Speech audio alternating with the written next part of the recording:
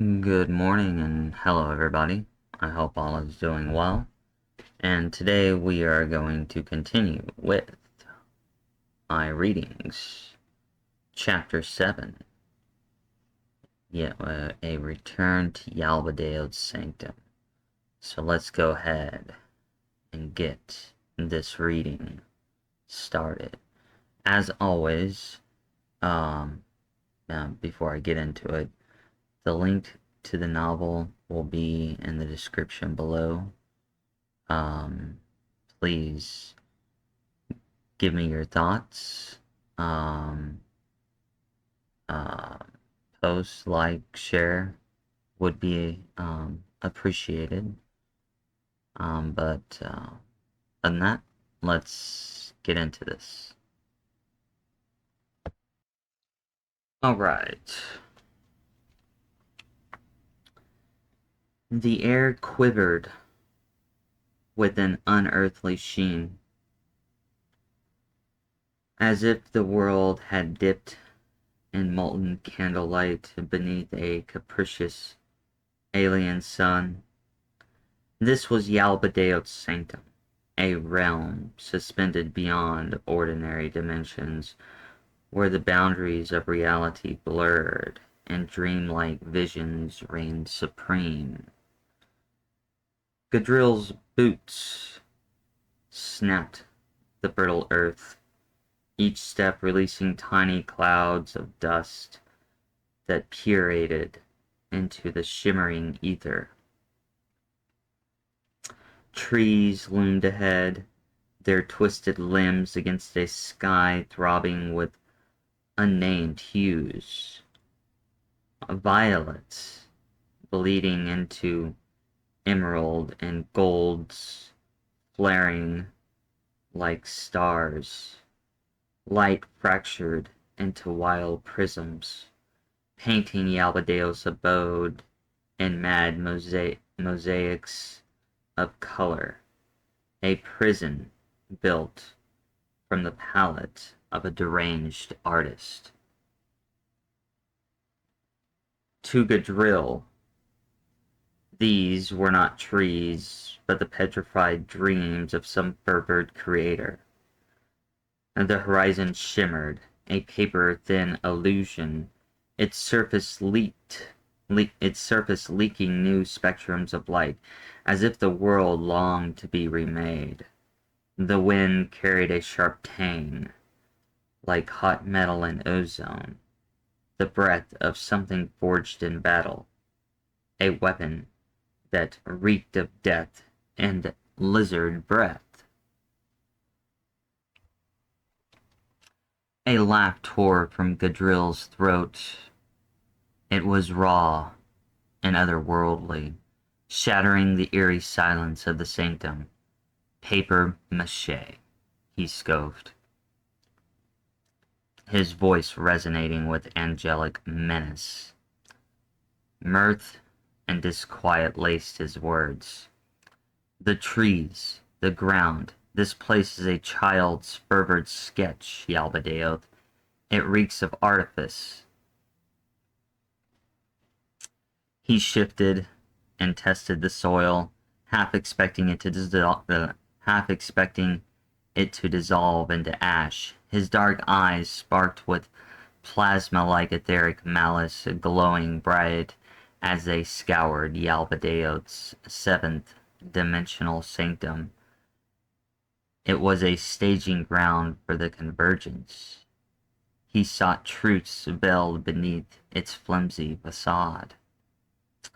Yaldabaoth stood apart, a solitary figure crowned with silver hair that snared the light, weaving into spectral halos.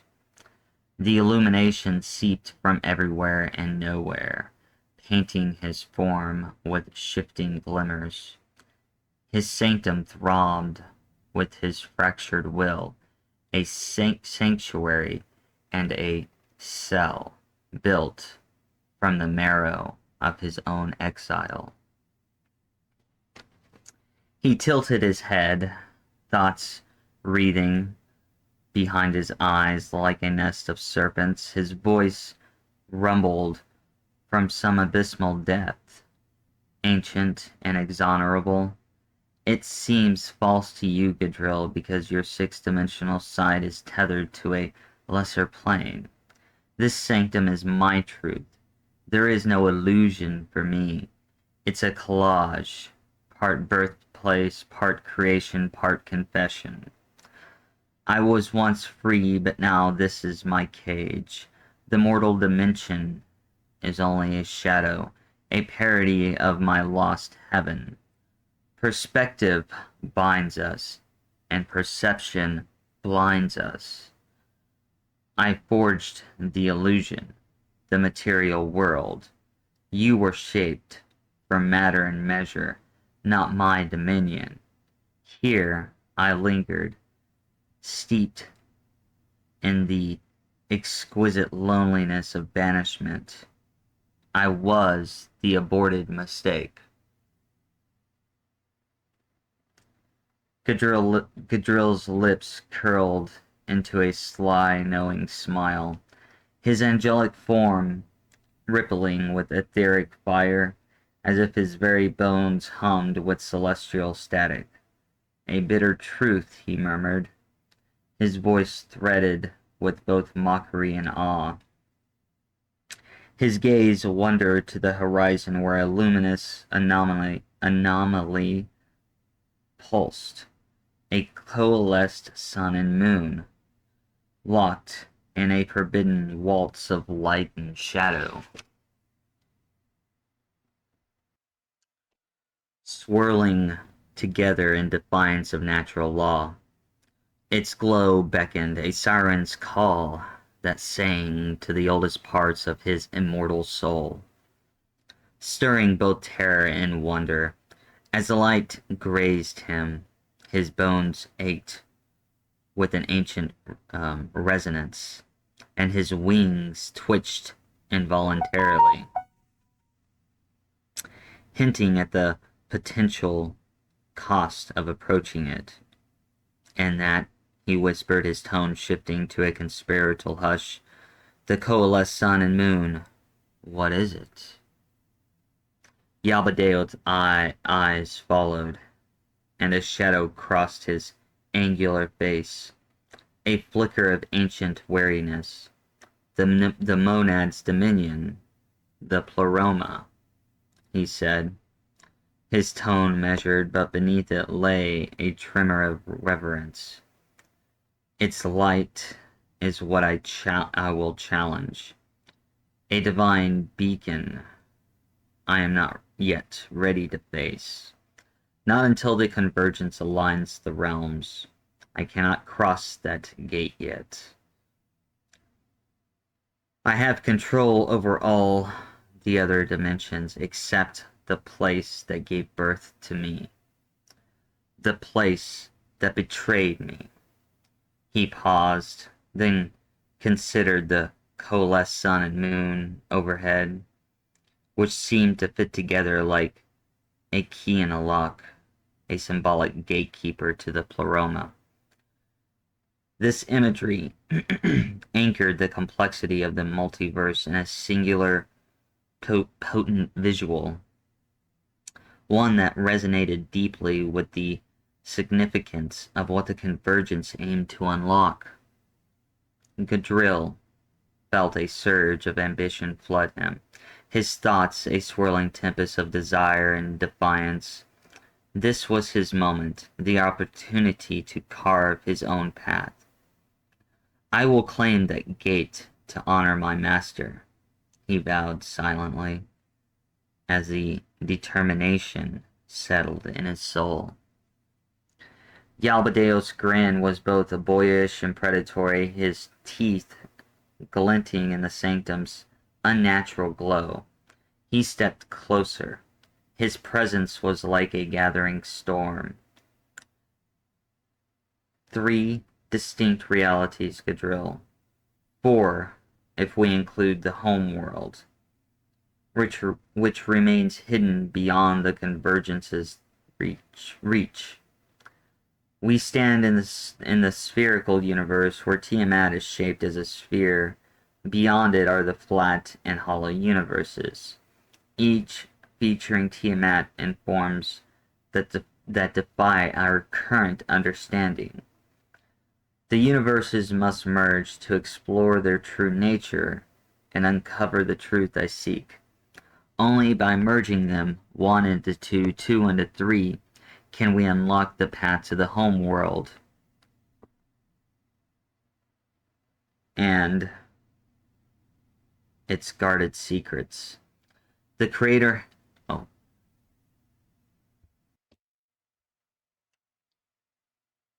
The creator has bound me here, thwarting my claim to the throne. But Teriel, reborn as Adam, holds the key to potential. His memories lie dormant, trapped in the cycles of reincarnation. If we push him, we can trigger the onset of the convergence. The tree of knowledge will awaken Adam and lead him to the world's edge. Follow the path he creates, and the kingdom of the spherical universe will start to merge with the flat universe. Gadreel's brow knitted, his thoughts plunging into a chasm of possibility. How many realities have you woven, Yaldabaoth? Too many, Yaldabaoth replied, his grin fading solemnity. His grin fading to solemnity. His eyes, pale as frost, pierced the sanctum's veneer, gazing into the chaos beyond. And still I claw at walls I cannot see. The hatred buried in me grows beyond control. The question lingered, a spark in the silence. Gadreel's etheric spite flared like plasma, his mind churning with schemes. How do we push Teriel?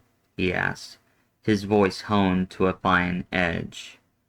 Yaldabaoth exhaled, his words unfurling like fate's tapestry. Images flickering in the air, casting shadows that melded with the sanctum's glow. Through pain,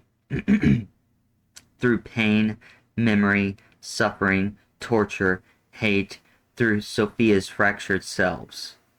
I'll craft a deception so profound that not even Zoe Sophia or the monad can figure it out. Lilith stirs within her, a spark we can yield.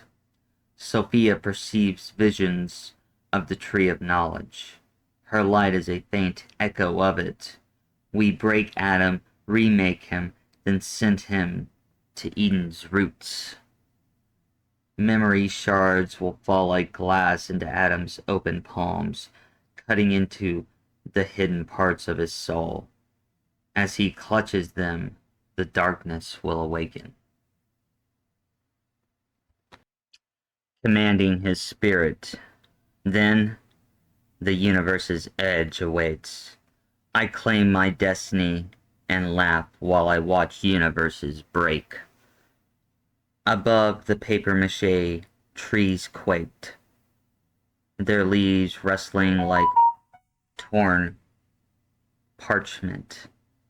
The coalesced sun and moon throbbed brighter, a heartbeat in the void, and the ground hummed with a secret longing to confess. Gadreel felt the convergence tide, a relentless pull toward unseen paths, and Yaldabaoth's knowing grin promised chaos yet to unfold. Gadreel felt alive, knowing that he was about to fulfill his desire for pleasure and pain on a scale with no names. Yet amidst the swirling energies and promises of momental change, a whisper of uncertainty tugged at his mind. The thrill of the unknown was intoxicating, but the fear of what lay ahead gnawed at his resolve. What price will the convergence demand of me? Gadreel thought and wondered as visions of potential torment and loss flickered through his mind. Would the cost rob me of my very essence, or worse, force me to confirm the darkest recesses of my soul? The unknown echoed within him, hinting at the unimaginable cost of his ambitious quest. Yet a flicker of hope persisted. Perhaps within the chaos lay not just doom, but the possibility of redemption, or rebirth, a new purpose forged from ashes of the old.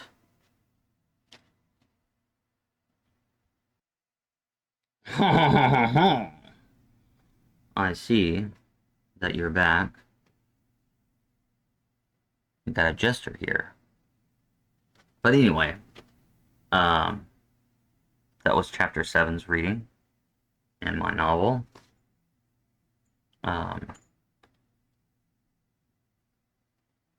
Lilith, Adam and Eve, The Dark, the Gray, the Light, by Raphael Terriel.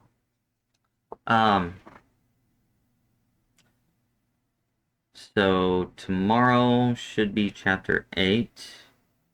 If for some reason anything comes up and I don't do a video tomorrow, or maybe I do it later on that evening for some reason, check my Twitter. I should post something that says, okay, chapter 8 video delayed, and I'll let you know when I plan on doing it. Or Twitter, X, whatever you want to call it. But other than that, this has been a Lilith, Adam and Eve production, and I will hopefully see you all tomorrow.